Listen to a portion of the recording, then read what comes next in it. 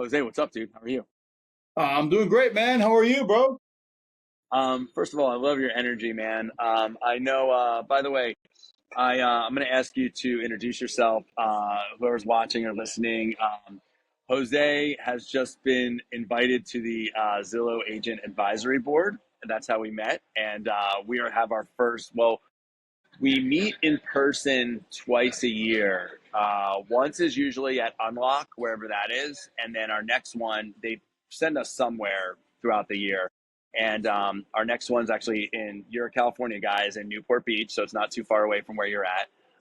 And so I reached out and wanted to get to know you a little bit better before we hang out for a few days and make massive decisions on the consumer Zillow and the real estate industry, or help Zillow make some decisions. But yeah, can you introduce yourself? Tell everyone who you are. Sure. Yeah. Again, thank you so much, Joe. I like everyone whose their name starts with a J. You get a little bit of an advantage there. My partner, his name is Jeffrey McGonigal.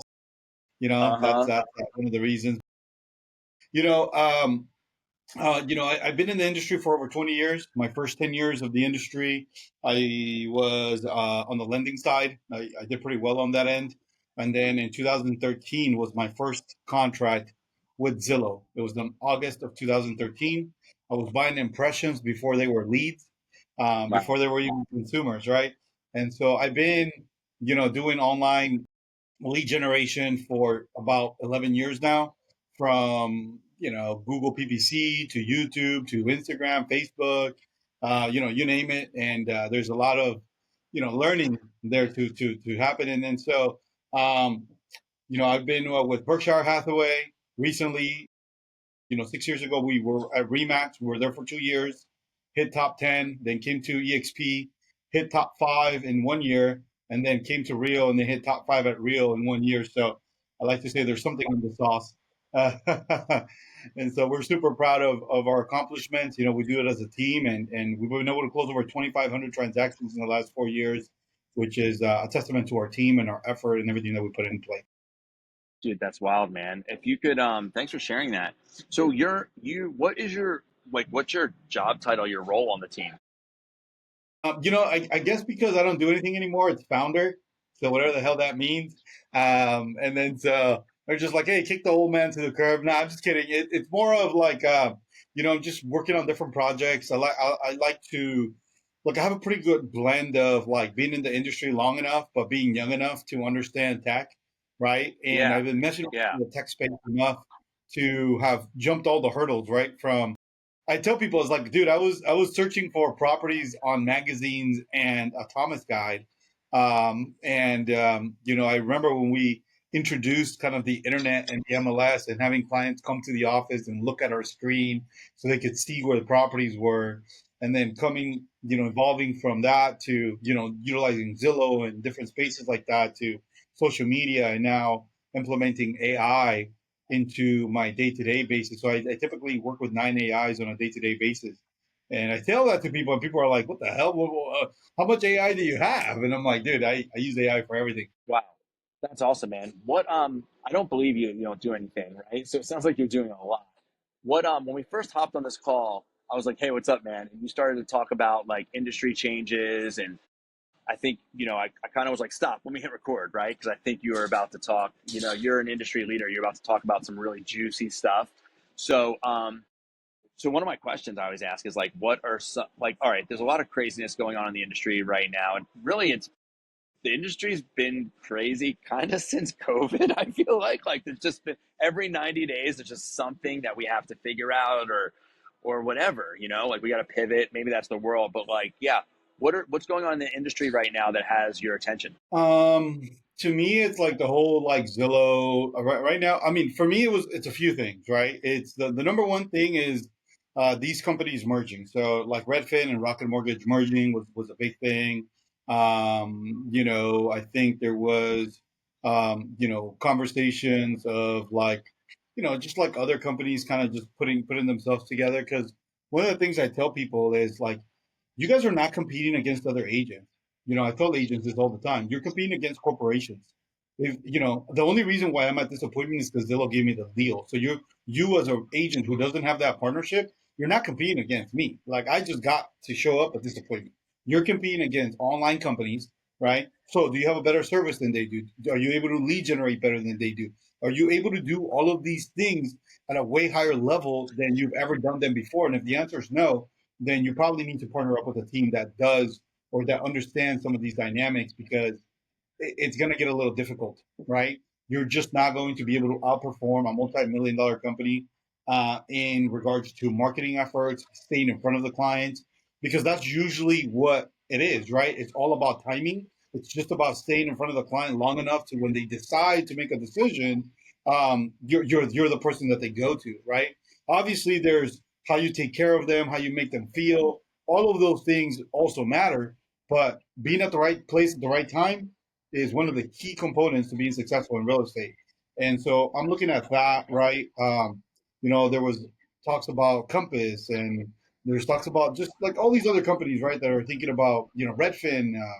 I think it was Keller was the one of the started with, with these things, right? And then so I'm just seeing how they're essentially looking at how do I become another Zillow, right?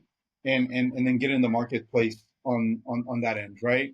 And so I'm looking at that. And recently, with the news of like, what's fair for the consumer is the next thing, which is talking about like, should all listings be available to everyone, right? And obviously, my immediate answer and my selfish answer is no, right? We should have private networks where I only have access to them, but when I put on my work hard, be kind hat, right, which is something that we do at Real, it's okay. Well, what's best for the seller at all times, right? So I think almost 100% of the time, that's what's best for the seller is maximum exposure for their home, right? That's what's going to get them top dollar, right? We can control still the amount of foot traffic that the seller is getting by adding maybe time slots or maybe over qualifying the client before they come in. Maybe you can add a few obstacles so they don't get that brunt of foot traffic, which is what some people don't want. But at the end of the day, I feel like making it easier for consumers to locate properties and having higher viewership for sellers ultimately trumps everything else. Wow, that's a lot. You said a lot there, man. Yeah, the clear cooperation thing is a little tricky. I think, listen, if you've got one seller who's like a hoarder person and kind of embarrassed, we've had them, right? Like I've done two or three of these in my career. Maybe if they absolutely want that as an office exclusive, then you could do it. But I think what Compass is trying to do is that's their business model. Like they want to hold it privately at Compass for 30, 60, 90 days. And if it doesn't sell, if they don't sell it on their own, they want to offer it out to everybody else, which I don't know. I don't know if that's the best business. No, I don't think that's the best business model. I can make a decision on that, right? Like you said, it's what's best for the seller, right? Yeah. Yeah. To me, it's all about what's best for the consumer at the end of the day. And if you think consumer first, I mean, who doesn't want to get the most for their home? Like, was you're going to get them a better deal off market? Really? Like, you're telling me that marketing doesn't work? Marketing is all about eyeballs, right? How many people can I get to see this home? And then from there, it's how many of them can I get them to submit an offer? And then from there, and I mean, that's my entire listing strategy. One of the things I tell people is like every listing has a range, and I tend to be on the bottom of the range when I put the property on the market with a great advertising price, and then from there we drive the price, to whatever is going to land wherever consumers are willing to pay for that home. So usually it's way above the number that the seller is requesting. Absolutely, man. Let me ask you this. You said something before that I really liked about, you said a lot, man. I love your energy. Sorry, man. No, no, no, it's good, man. I think, no, I loved how you talked about competing with, what did you say? You said we're not competing with each other, we're competing with corporations, right? We're competing with like tech platforms, really, right? And like you said, Zillow is a $23 billion company. Like, do we want to go? And one thing that someone said to me recently was, you don't, people don't Google, they don't Google world's best realtor. They Google like houses for sale in my town, right? And then who's capturing that traffic.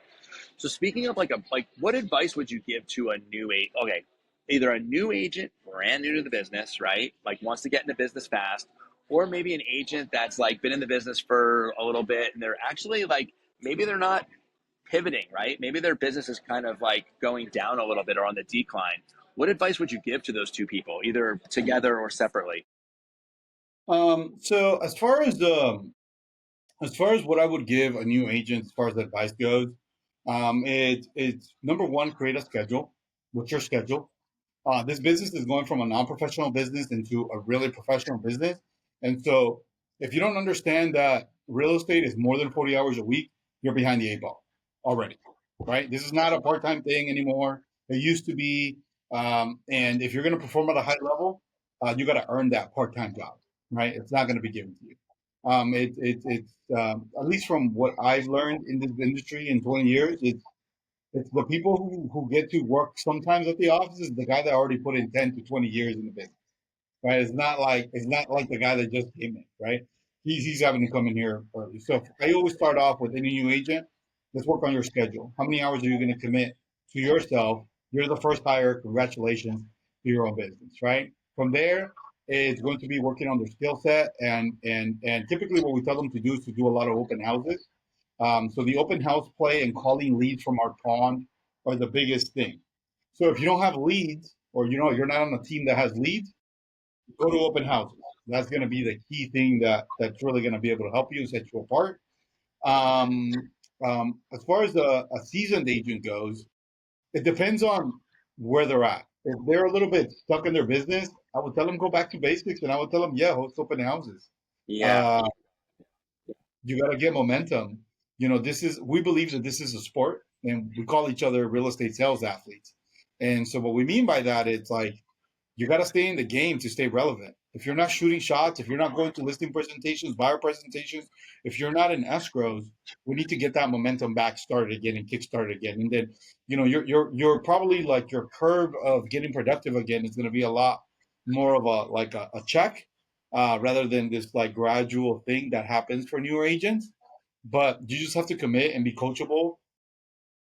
Real estate hasn't changed much. It's just there's technology added to it, right? So what I mean by this is, you know, Zillow calls are sort of like what I used to experience with what we used to have is what's called floor time. So I don't know if you remember that, but floor time was we used to do radio ads and TV ads, and we would have people call in at a certain time, and so you had to be by the phone, and then you had to be in person at the office, right? Zillow is kind of that, but now we have mobile phones, so call time is all the time, right? Or floor time is all the time. So it's just I do door knocking, but I do digital door knocking. I don't do the traditional door knocking that you're doing, right? I hand out flyers, but they're digital flyers. They're not regular flyers that you would, you know, that's kind of What what we do. what is digital door knocking? I love that term. So digital door knocking is doing value preservation, like value ads. So hey, get a CMA, get a cash offer for your home. Hey, does anybody in your neighborhood interested in selling? Do you need to upgrade your home? So like all the things that you would say at door knocking, but digitizing that and creating Facebook ads, Instagram ads, YouTube ads, that basically are door knocking on people's screens.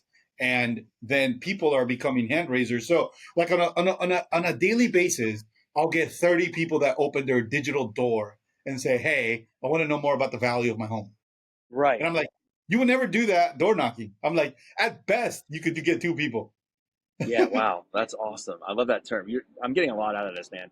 Selfishly, I know that you said you started a podcast too. By doing it, I learned so much by doing this, right? Selfishly. Yeah, But oh my God, that's so funny. Dude, what is something that you have been number one at in your life? yeah. Well, I've always been like usually the number one agent at any office I've ever been at. Um, and usually pretty quickly. And it was just a lot of hard. So much so that I would look for other offices and be like, okay, they produce more. Maybe I should go over there. Like and then eventually I was like, should I go luxury? But my destiny kind of led me into having a Zillow account and running teams, and I mean that's just kind of where I'm at. Like I was Yeah. this wasn't really kind of by choice. But I guess the number one thing I've been good at is giving. Number one.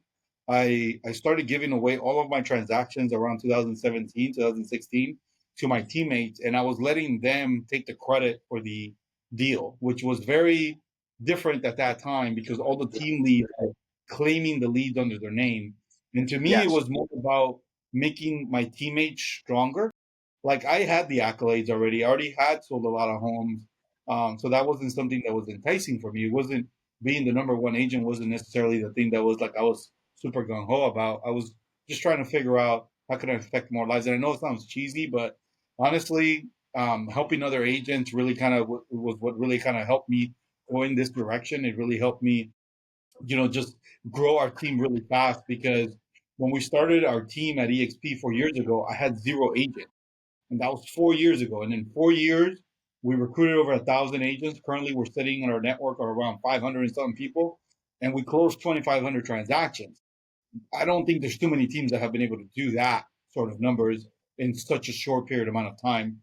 Then obviously I've had teams, I've had practice, I had all of that prior. I also had a Zillow Flex account, but growing a team from zero to that, I think it just talks about the volume, like talks about like Ruben, Ozzy, Diego. These are all of our people. Monse, Maria. These are all of our internal people that manage our entire team.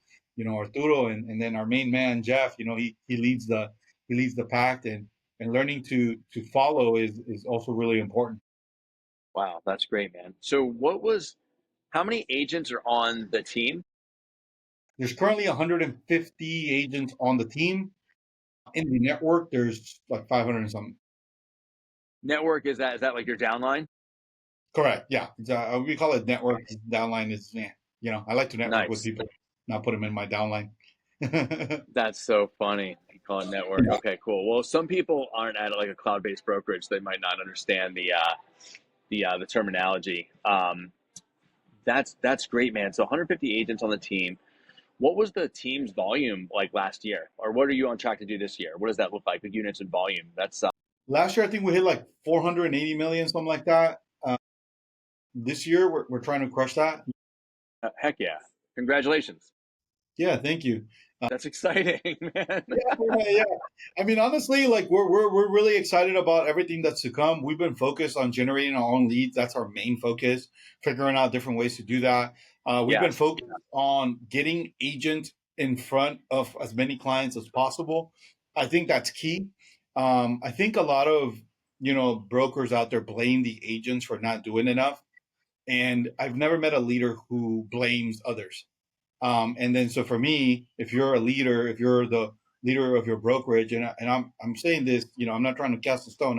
I've been a part of that too, but I've never heard Tom Brady say, "Oh my God, he dropped the ball." It was always like I could have placed it in a better slot, Yeah. And so to me, it's like if the leads are not good enough, it's like how do we get better leads? If the agents are not producing enough, how do you coach them better? If all of these things, and then so when our team said, "Hey, Jose, like we're kind of getting tired of making all these calls, man. We don't have enough time," and it was a ever kind of going fight that we're having with this. It becomes this adversarial thing, like of like you're not making enough dials, right? And then I was like, well, do I want them making dials or I don't want them closing deals? I want them closing deals. So why don't we just hire people to make dials? And so we hit about 1 million dials on Follow Up Boss a year at this particular point, which is a pretty Wow. impressive number. Yeah. Wow. Who makes those calls? It's a combination of The virtual agents. assistants, agents, and loan officers. Everyone can get it. I like Wow, to say, that's awesome. yeah. That's a great, man. Wow, that's wild. Well, geez, Louise, man, it sounds like you have a really great operation. You're growing. You have tons of opportunity. How do you find your rate? Like, okay, I'm sure you have standards and values. You don't just take everybody. Can you talk to me about like how you find the agents or how agents find you and what the standards are to be on your team and like what you look for? Can you talk to me about that? Yeah. So, I mean, in the beginning, standards were pretty, there weren't any. It was just we're trying to grow the Yes. team. And I think every team kind of starts off like that, right? So there aren't any. Yes. It's just, hey, whoever can come in could come in. Then you start seeing like the people float to the top, right? Like the people that are actually doing really well. You start looking at the patterns. You start seeing kind of what really is resonating. And again, I have the pleasure of having a really good team behind me. And so, Jeff was really big on, making sure like accountability is the thing. And so making sure that the numbers are there, that, people are making the calls that they need to make, and, just checking in with them, making sure that they're doing the work. And so all of these things, we started kind of implementing, and we started with, creating small little benchmarks. So it was, hey, you got to do 250 calls a week. Right. And it Yeah. became you have to do 500 calls a week, right? And then so now, fast forward to now, it's we're focused on talk time, right, and conversations, and then we're focused on, um, the initial interview, right? So, are you a full time agent, part time agent? If you're part time, you don't get live connections. If you're full time, you get live connections. All of our leads are live connections now. So even the past leads that we have, through follow up boss, you could create an inbox and do live connection transfers to agents on your team. So that's something that we do. We really try to mimic what works well with Zillow, right? And other platforms. A live connection is always going to be a better handoff than just a Yeah. text or hey, call this person at this time type of thing. So we kind of been going in that direction, and so now we ask, have you ever been in sales, right? How do you solve difficult problems? Like, so it's a little bit more about now is like we have two teams, is what we call it. We call it our marketing team. So that's a um, how can you say this? That's a non accountability team. So they are not having any sort of accountability besides like do your thing. If you want to have coaching with me, book a one on one, and then we could do some sort of coaching or come to the class. Anybody Right. who's on our performance team, which is what we call it, our power performance team, they are going to be held accountable to a very, very high level. They're also going to be on track to make over $150,000 in their first year of real estate. And as long as they can follow the play, they'll be catching touchdowns all day. Dude, that's awesome. Okay, it's a lot of agents. Okay. So a lot of our teams have like sales managers, people that oversee the agents, like the Gotta Minutes, I mean, really kind of like a lot of teams have like the coaches, right? That kind of like if you want to use a football analogy, like the red zone, right? Like how do we get this thing into the end zone? Um, what does that structure look like in your organizational chart? Who like you, one person can't oversee 150 agents. Like who helps the agents with that stuff? Who coaches them? Does pipeline reviews, things like that? Or is there like a structure like that, or is there not? Can you help me understand like maybe that structure in your organizational chart, who the agents go to, stuff like that? So first of all, we practice every day. So there's Tuesday, Wednesday, Thursday practice, right? So to me, it's like Stephen Curry, uh, Michael Jordan, any professional athlete I've ever met practices every day, fundamentals, things like that, right? So that's one aspect of it. The second thing is we did the team lead model where we grabbed our best player and put him as a team lead. But the one thing that nobody tells you is that the players get paid more than the coaches. And so if you're placing your best player as a coach, they really don't like it because they're like, I'm not making enough money anymore, right? Like you're kind of not getting them there, right? So that wasn't really a good place. So now we have a one sales manager model. At this point, it's Jeffrey McGonigal. He's the one that meets with the entire team. And again, not everyone. We don't meet with 150 people on the team every single week. There's some people that just don't want the accountability. They just kind of want to do Right. their own thing.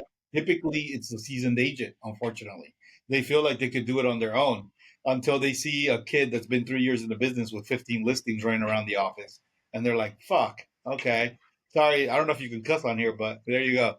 Um, Yeah, you can.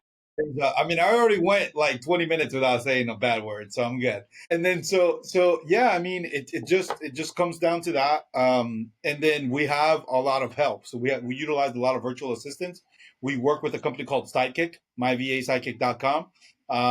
We find them to be really great because they use follow up offs. They use all the systems that we do. And so this is how we're able to do this, right? So not only do we have VAs making phone calls, we have VAs doing pipeline management. Because when you start doing the pipeline management, you think it's a one person job. And then as your pipeline grows, you quickly find out, oh, fuck, it's actually multiple people. And then so Yeah. we have a server, we have pipeline people for individual lead sources. We have a specific person that just does Zillow. and they only do Zillow and they only do ZHL. So Wow. it's like every single lead that comes in gets, where's this lead at? Where's it going? Hey, this is a CHL lead. Who's talking to it? All of that kind of stuff, right? Is there a problem for this lead? Can we take it somewhere? Can I take it up the pipe? So Jeff is getting a lot of help on that end, but he is meeting with people, and he's it's a massive job. It's not something that's easy, but if anyone can do it, that's the guy that could do it. He manages a pretty big pipeline, and what we're trying to do next is find somebody that can assist them. But that's always the difficult part, especially if it's an agent that's in the space. It's very difficult to find somebody in the space. I think it's easier to find somebody that's a sales manager outside of the space and plug them in. Dude, that's so much good stuff. And Jeff, that's your partner. Is he? You guys Yeah. both own the real estate team. Is that correct? Yeah, correct. So I started Wow. it for 6 months, and he was working at another office, and I was like, "Hey, bro, you might want to come to the office." I kind of grew this thing a little bit too fast, and he was like, "What?" And then he came, and it was like 285 agents at the office, and he's like, "Jesus Christ, bro! Like, what did you do? What did you give people?" And I was like, "I mean, we gave them a home. That's kind of what Yeah. it was." And so we grew Wow, it that's really great. fast. How did you meet your partner, or what was that relationship like? So I had met him at Remax prior to he had come from Florida. So he came from Florida, didn't really know anybody, and came to our Remax office, and he kind of says that it was kind of like the Wolf of Wall Street, man. I saw everybody on the phone making dials, and so I had been at that office for a few months, and that was just my gig. I've always showed up to the office 7:30, 8 o'clock in the morning, unless I was hungover. For all the realtors out there. Let's just keep it real. Let's keep it real, right? And then Yeah. so and then so that would happen. But I started kind of everyone at that office was just got after it, and it was first we had 40 people, and we dwindled it down to about 15 sharks. People that were on the phone every day making dials, doing 4, 5 plus 6 transactions every single day, every single month. I'm sorry. And so it really kind of rubbed off on all the newer agents. It's like I tell people, start with a small group. You're better off doing that. Don't let other people's negative energy affect your group, because that's like the biggest thing. And just start introducing people to the team slowly. The fastest way to get anywhere is slowly. And once you start bringing in people it's kind of like, have you ever seen that guy dancing at a rave, and he's dancing by himself, and then all of a sudden another person comes in, and then so if you come into a room full of people dancing, you gotta dance, bro. Dude, I There's really love nothing that. Yeah. to do. It's from the So TED Talk, right? Yeah. yeah, It's great. yeah. So you just gotta make that. You gotta start small. Sometimes it's just just rubbing sticks together. It's just you and one other person, and then you get one more person in, and they see what you're doing, and then they fall in line, and then your energy just gets bigger. Dude, that's awesome, man. I'm gonna switch gears from real estate, man. Tell Let's me what you go. do for fun. I play golf. So that's my number one thing right now. I picked it up about 2 years ago. And so Yeah. I've been, I mean, as much time as I can. About a year and a half ago, I had my first kid, and my daughter, Isla. Congrats. Yes. And then so she's been, just amazing to watch and to see grow. But honestly, I love what I do, dude. Like I really like being on the tech side. Like I'm always messing around with different gadgets, and I love watching the agents, grow, and just trying to give my knowledge to people in different ways. Now I'm creating a lead platform for seller leads in Spanish, and so that's doing really well right now. I'm working on that. Yeah, but it's just Dude, doing how do some you find the videos. time, man? Honestly, it's I get bored really easy, and so I'm really good at creating the thing. I'm not good at necessarily maintaining the thing. And knowing what you're good at is important. Yeah. And God, so so smart. yeah, and then so like I told my guys, I'm like, look guys, I'm good at getting the fire started, but keeping it afloat. I need you motherfuckers to go get the logs. Like this is as far as I got us. You know. 100%. You Yeah. What? Oh, this was a question on the intake form. What's your go-to karaoke song? Oh, my go-to karaoke song. I would like to say, um, I mean, my go-to song that I love is John Lennon, Imagine. Imagine all the people. Honestly, it's my favorite song of all time. Um, I really love the message behind it and how, we believe at Power Real Estate Group that if you want to go fast, go alone, but if you want to go far, go together. And I think togetherness is something that's missing sometimes, and people don't understand how much we affect each other, and the decisions of others are really, really important because today it may not be you, but tomorrow maybe it will be. So it's important to pay attention to injustices. Dude, that's awesome, man. Shit. Well, you answered. Is this? What did you answer on the intake form? It was a Bob Marley song. Do you remember? Yeah, I think it was called. I think I did One Love because I was with my wife next to her. Uh, but so I had to answer that it. So was it. anyway, They're both good, both great answers, yeah, yeah. man. No. I mean, if you're talking about my wife, that's probably the song that I like to sing with her. Karaoke. She's great at karaoke. I am Dude, not. And so yeah, she could sing like Selena, So dude, dude, yeah, whoever's listening to this, we have like a podcast. We have an intake form, so we can get to know the guest a little bit more. One of the questions is, what do you like to do for fun? Wrote- Can I see you wrote carne yeah, yeah, asada yeah, and yeah, fight with my wife? LOL. yeah, And then yeah, I read that and I was like, this dude is awesome. I'm like, that's super. yeah. Well, you know, man, it's really cool to have a lot of people just take life so seriously, man, and just to have like a sense of humor and just like kind of goof around. It was like also that intake form is to kind of to get the vibe, you know what I mean? And I was like, Yeah, oh, this is gonna be a light kind of fun one, and yeah. I mean, that's kind of what yeah, we're I doing. mean, yeah. I mean, and it's like it's not work for me. So like it's the thing is, how do you become great at something? I was watching this guy. I think he was an Indian guy, and he was talking about just find the thing that gives you the most joy to do, and then you're not working. Everyone else is working while you're playing, and so you're always gonna beat them because you're playing, but they're working, and so like that's just the way I look at it. Like. It's just I'm just having fun with what I'm doing. The number one rule I have for anybody that joins my team is to have fun, first and foremost. I'm like, look, Yeah, guys, if this is not fun for you, this is going to suck.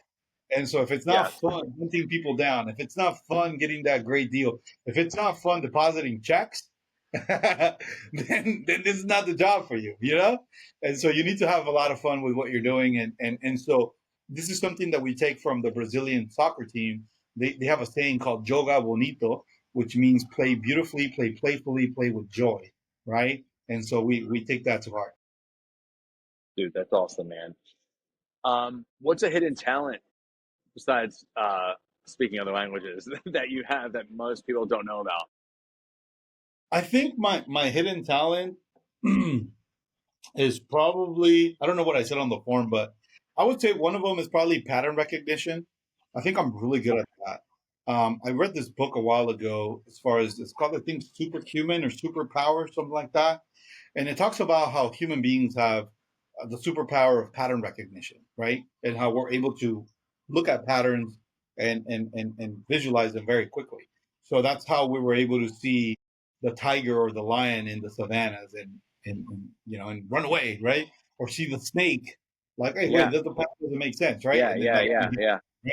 and then so that's also the reason why we see Jesus in a piece of toast, right? Or on a cloud. And we're like, oh my God, look, there's a man, there's this, there's that, right? And then so I also started utilizing pattern recognition in my scripting. I started using pattern recognition in a lot of these different things that I see in life, and just having awareness for like how does this puzzle go together, right?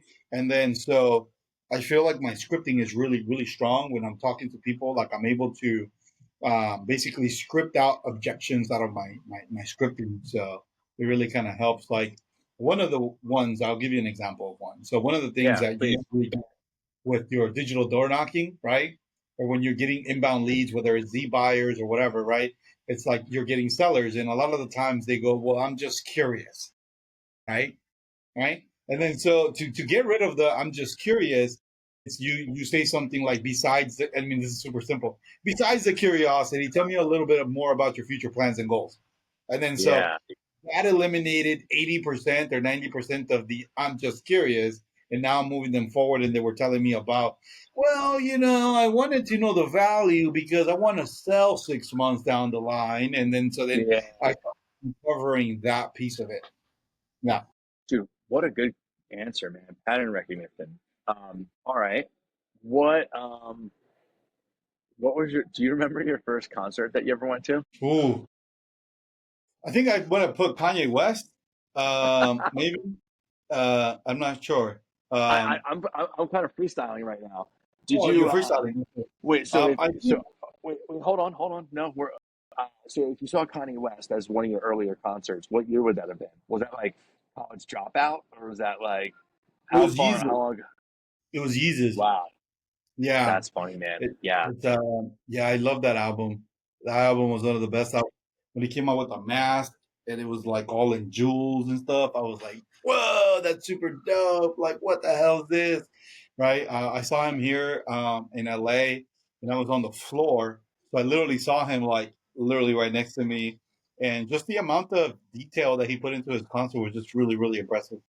this is like controversial shit, right? Those first couple albums are legendary as far as I'm concerned, and Yeah, obviously all the political stuff. And I mean, did you see the did you see the documentary?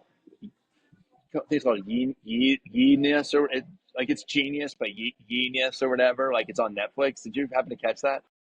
I have not seen it yet. I kind of was disappointed in certain things. And so I kind of just started tuning out certain things, and it's Yeah, okay totally. to, Same. Yeah, same. yeah, Well, the yeah. documentary kind of it's like his lifelong buddy, like his lifelong friend he grew up with, like documented him like Oh throughout yeah, his yeah. whole life. I think that we documents the whole thing. Yeah, and it shows like just the decline, like it's like mental health stuff. You know what I mean? Right? It's kind of sad, and he kind of that's a really good way to put it. I can't agree more. Like, yeah, I kind of just started to tune out because there was some stuff that was just a little too wild. Any other memorable early concerts that you can remember?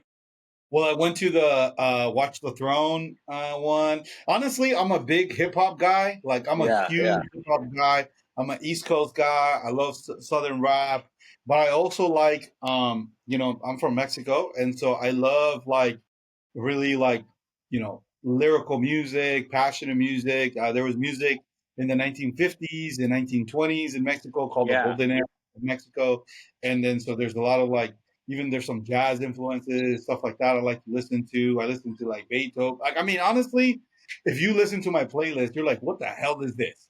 Like, it's really? it's just yeah, it's all over the place. I could probably say that I listen to every genre, and the only genre I haven't been able to discover yet is probably country music. And it's just because I don't have any friends that can introduce me in a good way. But I love every genre of music, from rock and roll to Beethoven to Spanish music, English music. I mean, I have a pretty, I like to say, eclectic ear. I love concerts. I love going to concerts. That's one of my favorite things to do, and for my wife, so it's kind of like a good thing. Yeah, a cheap concert. I don't care if it's $20, dude. There's a place down the street from here that's called. This is where I used to go quite a bit. It's called the what is it called? The Observatory. It's called the Yeah. Observatory. They have a bunch of underground artists. I saw Gucci Mane there. I saw Future there. I saw the Migos. Like, I mean, I don't know, like Wow. all these artists, like up close. I was like, dude, this is so crazy. Like, they're right in front of me. I saw in 2013 Kendrick Lamar. I was Wow. backstage with him. Yeah, Wow. yeah. That's okay, cool. That's why I'm asking the fun questions, dude. That's so rad. Yeah, the observatory, dude. That probably holds like what, 800 people, 1,000 people at the most, right? Like that's tiny. Damn, that's really cool. Yeah, yeah, that's rad, man. What? I got a couple more for you. Is that cool? You good on time?